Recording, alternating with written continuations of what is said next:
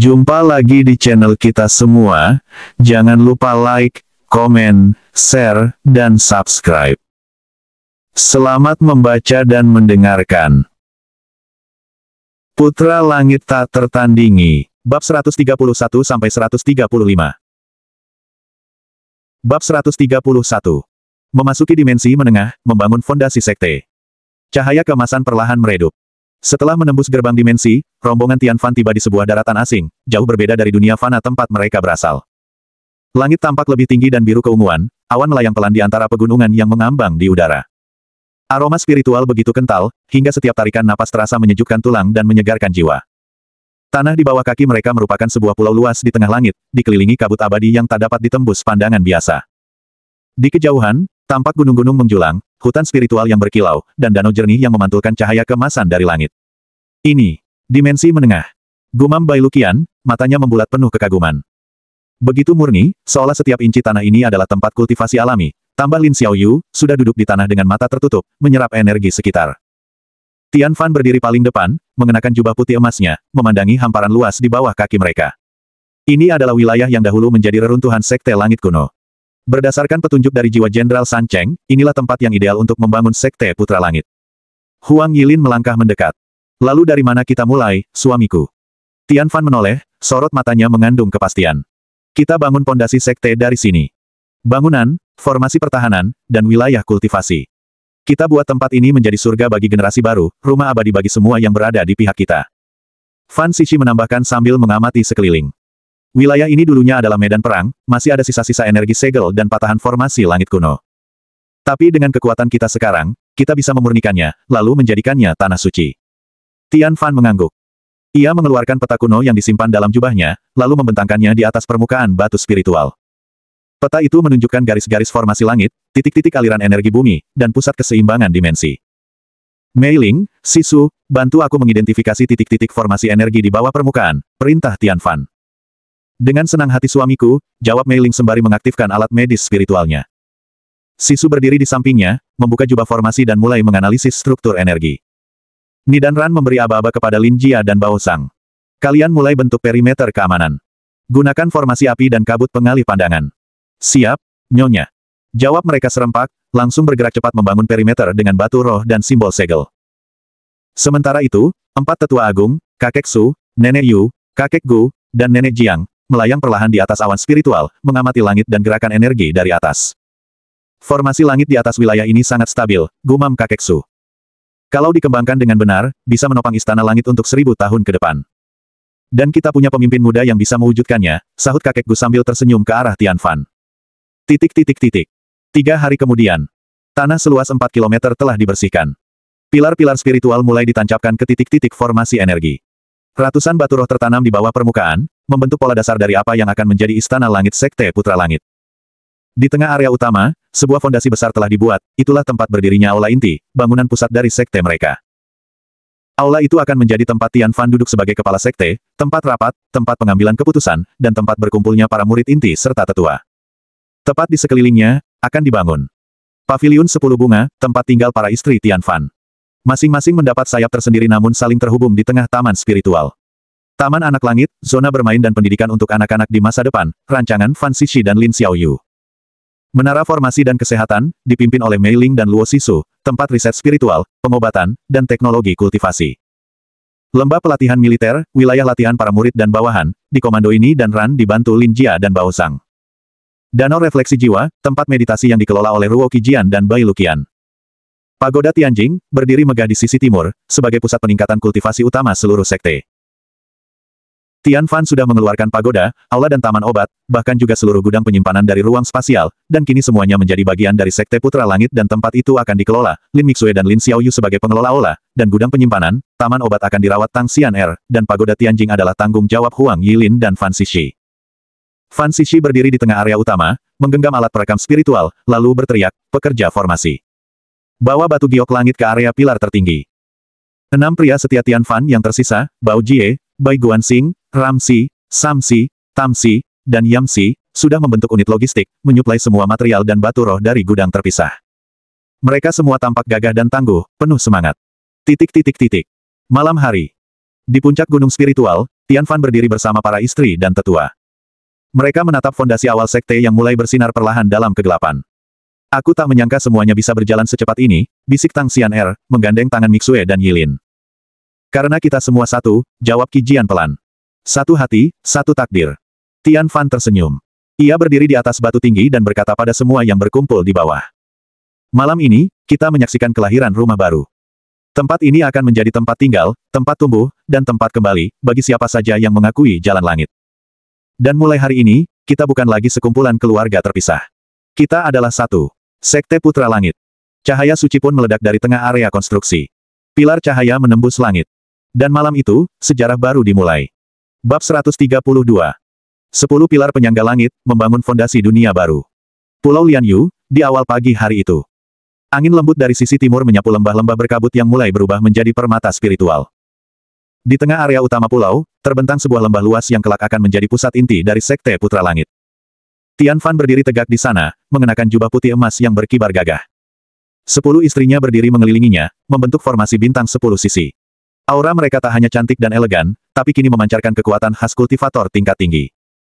Mulai hari ini, kalian bukan hanya istriku, tapi juga 10 pilar penyangga langit, ucap Tian Fan mantap.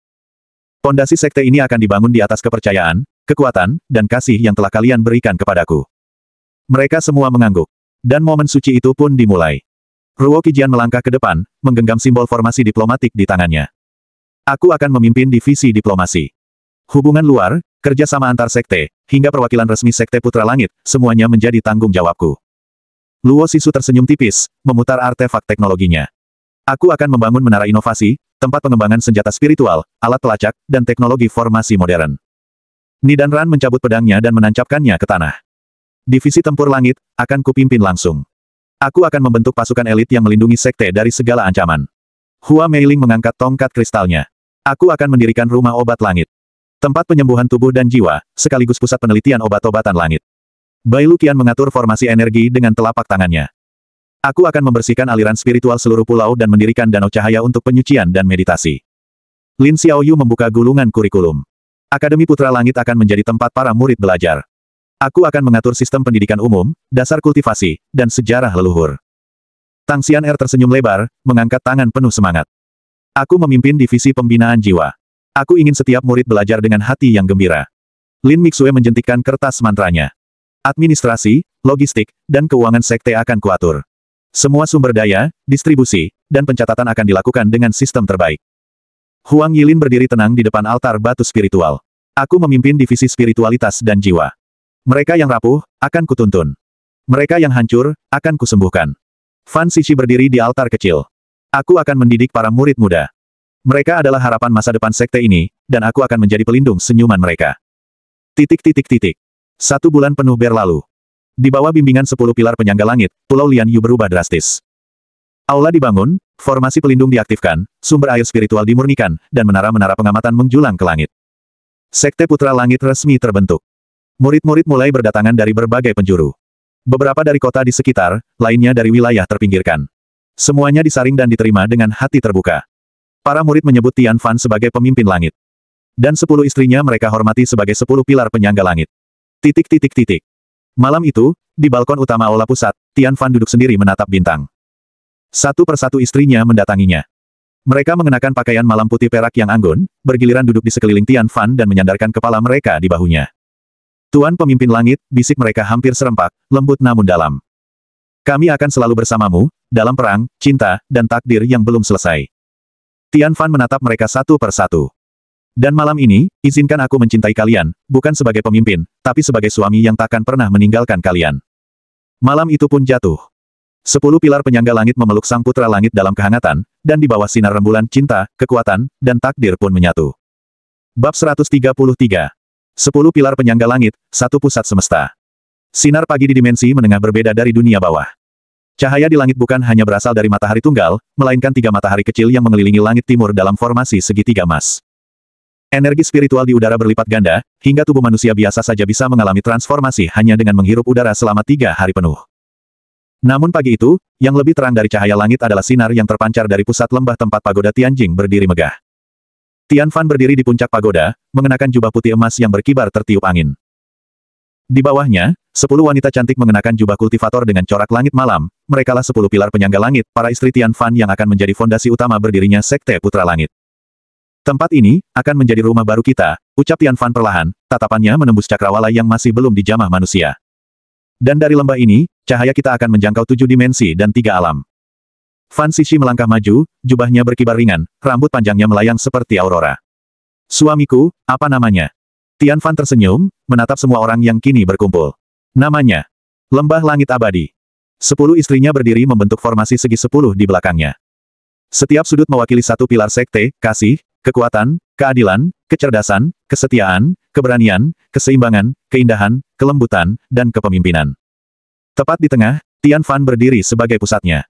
Sang Kaisar Langit. Malam harinya, suasana berubah. Tenda pusat belum selesai dibangun, jadi mereka semua tinggal sementara di ruang dalam pagoda Tianjing. Satu ruangan besar digunakan sebagai tempat istirahat malam ini. Dan seperti biasa, Fan Xixi mulai mengusili saudari-saudarinya. Kenapa kalian semua peluk suami kita? Bukannya malam ini giliranku. Serunya sambil menyeret bantal bundar dan duduk tepat di pangkuan Tian Fan. Tang Xian'er langsung mencubit pipinya. Kamu kan udah pelukan siang tadi. Sekarang gantian yang lain. Tapi aku kan pilar keindahan. Harus terus ada di dekat pusat semesta. Jawab Xixi pura-pura serius. Semua wanita langsung tertawa. Ruo Qijian menghela napas sambil mengelus kepala Xixi. Kalau gitu, biarkan pusat semesta kita, memeluk kita semua malam ini. Tian Fan hanya bisa menggeleng. Aku, benar-benar dikelilingi 10 dewi cantik dan manja. Mixue langsung menjawab, dan malam ini kami semua akan mengisi ulang energi. Bai Luqian menunjuk kasur bundar besar di tengah ruangan. Ayo, semua naik. Kita rebut posisi. Dan seperti itulah malam itu dimulai. Penuh tawa, pelukan, dan momen manja yang selalu jadi penghangat di tengah kerasnya dunia kultivasi. Keesokan harinya, pembangunan fisik lembah langit abadi dimulai. Para murid dan cucu murid Tian Fan mulai memahat batu, meratakan tanah, dan membentuk fondasi bangunan utama. Di atas langit, 4 tetua agung mengawasi sambil membentuk formasi pertahanan langit. Sekte Putra Langit telah mulai bernafas. Dan sebuah legenda telah resmi dimulai. Pembangunan lembah langit abadi dimulai dari sebuah altar pusat berbentuk bintang 10 sisi. Di tengahnya ditanam batu inti energi dari pagoda Tianjing yang telah disempurnakan oleh Tian Fan sendiri. Batu itu memancarkan gelombang energi murni yang memelihara seluruh lembah, menjadikannya oasis spiritual di antara daratan liar dimensi menengah. Selama pembangunan berlangsung, Tian Fan membagi 10 wilayah kecil di sekeliling altar pusat kepada 10 istrinya. Setiap wilayah mencerminkan karakter dan kekuatan spiritual masing-masing dari mereka. Luo Sisu, si Ratu Teknologi dan Kecantikan, memilih lembah angin lembut sebagai wilayah riset dan pengembangan teknik penyembuhan dan formasi wanita. Nidan Ran, Jenderal Cantik dan Kuat, memilih Bukit Langit Besi sebagai tempat pelatihan bela diri tingkat tinggi.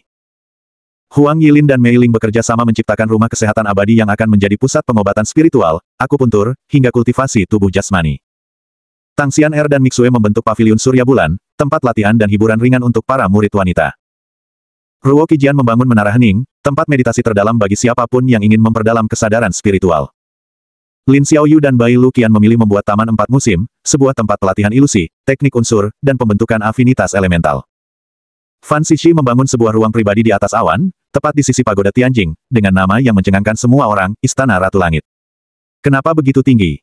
Tanya Bai Luqian, setengah penasaran, setengah cemburu. Fan Xixi tersenyum santai.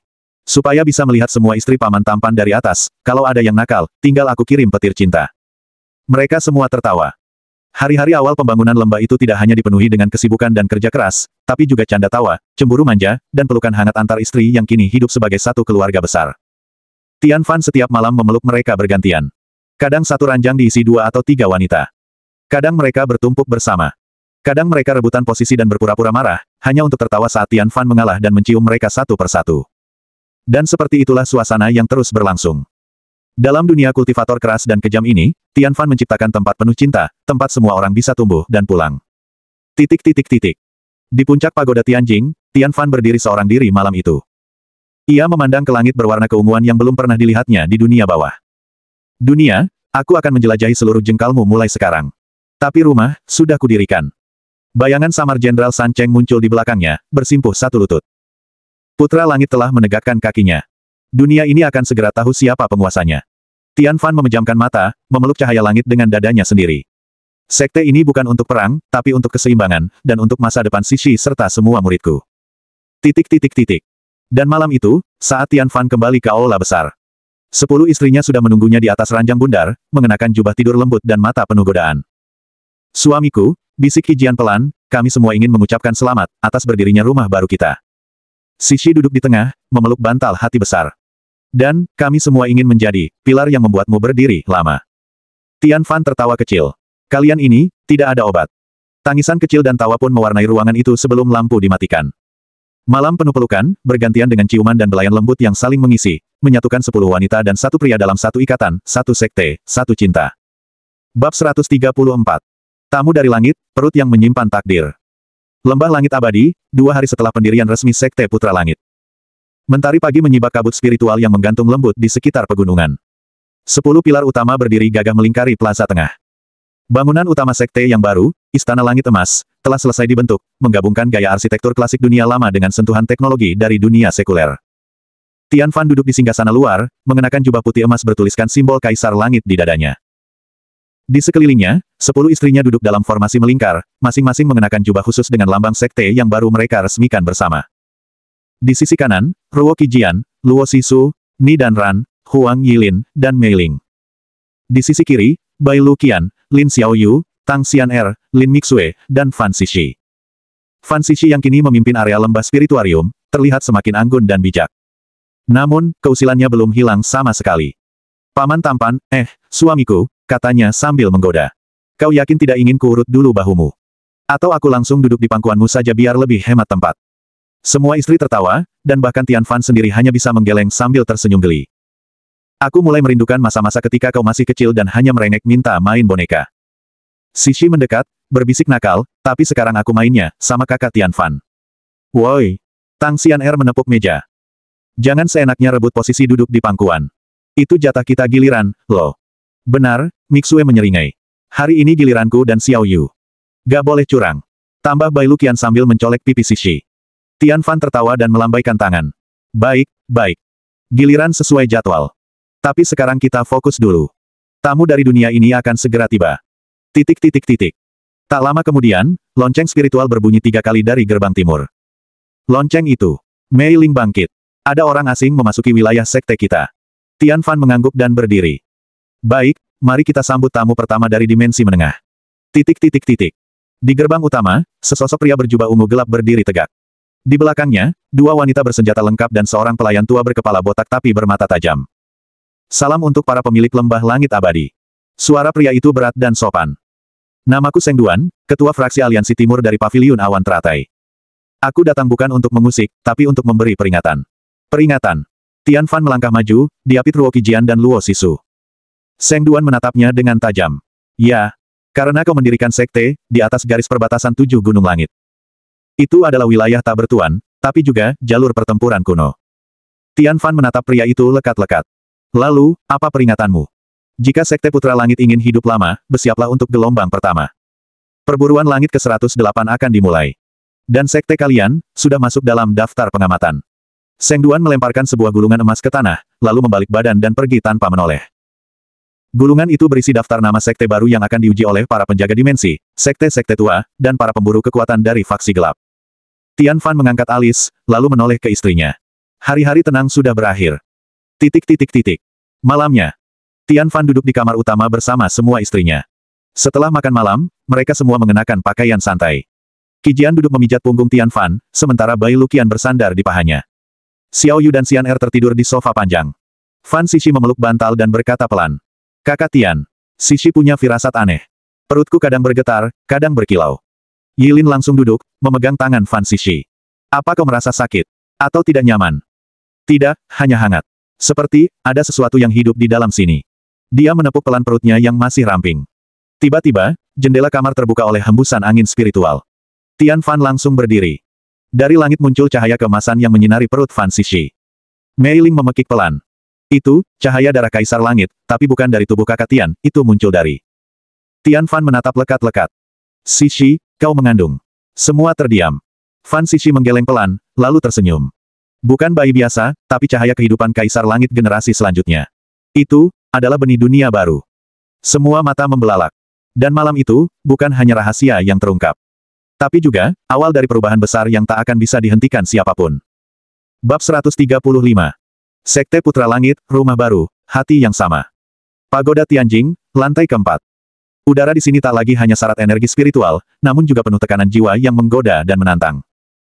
Disinilah para pendiri Sekte Putra Langit menetap untuk sementara waktu, menanti formasi penstabil lintas dimensi benar-benar aktif secara sempurna. Tian Fan duduk bersila di atas altar bulat dari kristal ungu. 10 istrinya mengelilingi altar dalam formasi spiral, mengenakan jubah putih keemasan yang memancarkan aura keharmonisan. Satu demi satu formasi spiritual yang telah ia bangun dengan bantuan Jenderal San Cheng mulai terintegrasi dengan pagoda. Dengan terbentuknya 5 gerbang utama dan formasi penyerap energi langit, kita bisa menyerap esensi dunia ini secara permanen, ujar San Cheng, berdiri di sisi Tian Fan dalam bentuk cahaya emas tebal. Tian Fan mengangguk. Tapi aku tidak mau ini hanya sekadar sekte kuat. Aku ingin ini jadi rumah. Qijian yang duduk bersila tak jauh darinya menambahkan, kita akan membentuk keluarga di dunia yang keras ini. Maka tempat ini, harus jadi pondasi hati, bukan sekadar tempat bertarung. Dan tempat bergosip juga, celetuk Bai Luqian, membuat semuanya tertawa. Lin Xiaoyu mengangguk cepat, dan tempat ngemil bareng. Dan mandi bareng, tambah Mixue santai, duduk selonjor sambil mengunyah buah spiritual berbentuk kelinci. Kita kan punya kolam air panas pribadi di lantai ini, masa gak dimanfaatin? Tawa pecah seketika.